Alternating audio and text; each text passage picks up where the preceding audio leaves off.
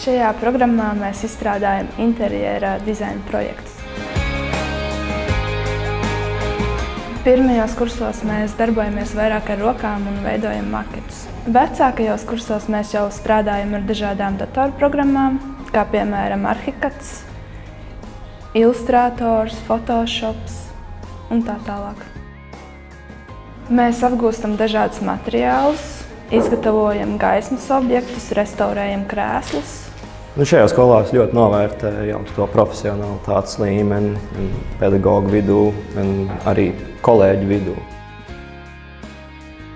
Es iestājos šajā skolā, jo es to redzēju kā lielisku iespēju apvienot gan dizainu, gan mākslu un vēlāk saprast, kas man interesē vairāk. Absolvējot interjera dizaina programmu, ir iespēja strādāt ļoti daudz darbos, kas ir saistīti ar interjera projektēšanu, kā piemēram arhitektūras biroja, interjera dizaina biroja.